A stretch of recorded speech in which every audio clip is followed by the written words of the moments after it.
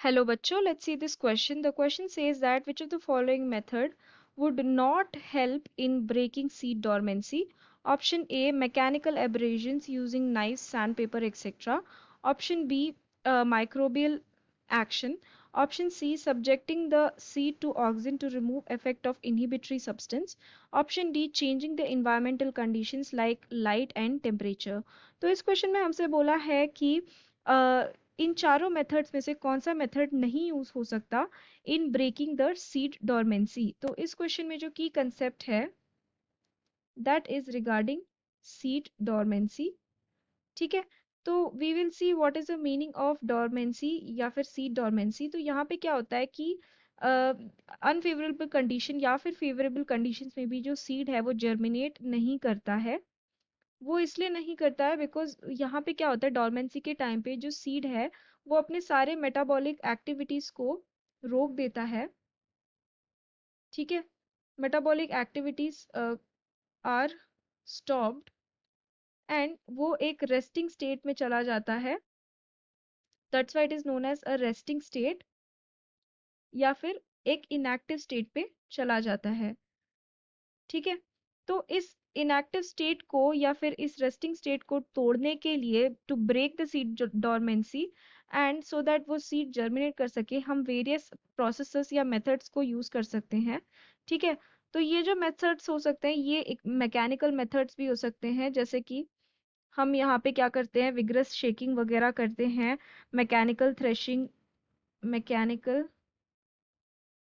Threshing वगैरह, vigorous shaking वगैरह करते हैं। तो यहाँ पे हम क्या कर रहे हैं, ऑप्शन ए में बोला है मैकेनिकल एब्रेजन्स हम कर रहे हैं यूजिंग नाइफ सैंड पेपर वगैरह। तो इससे हम क्या करते हैं, हम मैकेनिकली उस सीड को वीक बनाते हैं ताकि उसका जो सीड कोट है वो थोड़ा सा वीक हो सके। एज अ रिजल्ट जो वाटर वगैरह है, मॉइस्चर वगैरह है वो उसके अंदर जाए और वो जर्मिनेट हो सके। सो ऑप्शन ए तो सीड डॉर्मेंसी तोड़ने का तरीका हो सकता है। देन ऑप्शन बी में हमें क्या दिया है, माइक्रोबियल एक्शन। तो अगर हम माइक्रोबियल एक्शन से उस पर्टिकुलर सीड को अगर उस पर्टिकुलर सीड पे हम माइक्रोबियल एक्शन करवाए तो माइक्रोबियल्स में क्या होता है, जो भी माइक्रो ऑर्गेनिजम्स होते हैं उनके अंदर वेरियस एंजाइम्स वगैरह रहते हैं। वो एंजाइम्स क्या होते हैं, वो प्रोड्यूस करके क्या करते हैं, जो सीड कोट है उसको वीकन करने में हेल्प करते हैं। एज अ रिजल्ट जो भी एक्सटर्नल एनवायरनमेंट कंडीशंस जो है वो सीड के अंदर जाएगी और सीड जर्मिनेट होगी। तो this can also be used as a method of breaking seed dormancy. Then option C में हमें बोला है subjecting the seed to auxin to remove effect of inhibitory effect substance. तो इनहिबिटरी सब्सटेंस का जो effect है उसको रिमूव करने के लिए अगर हमें कोई भी हार्मोन यूज करना होगा तो वो ऑक्सिन नहीं होगा, वो होगा जिब्रेलिन या फिर जिब्रेलिक एसिड। बिकॉज इन इसका जो काम होता है ना, ये होता है जर्मिनेशन का। ये सीड डॉर्मेंसी को तोड़ने में हेल्प करता है ये जिब्रेलिन या फिर जिब्रेलिक एसिड। जर्मिनेशन करवाने में हेल्प करता है एज वेल एज फ्लावरिंग भी करवाने में हेल्प करता है।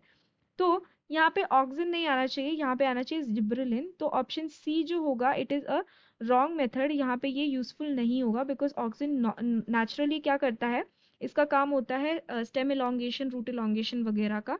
तो ये डोरमेंसी ब्रेक करने के लिए नहीं काम आता। अगर हम दूसरे देखें अदर ऑप्शंस, ऑप्शन डी में हमें बोला है इन्वायरमेंटल कंडीशंस को चेंज करते हुए। तो one such changing of environmental condition process अगर हम देखें तो दैट इज वर्नलाइजेशन, जहाँ पे हम क्या करते हैं, हम सीड को सब्जेक्ट करते हैं इन 0 to 5 डिग्री सेल्सियस, यानी कि लो टेम्परेचर में हम सब्जेक्ट करते हैं, जिसके कारण फ्लावरिंग हमें देखने के लिए मिलता है।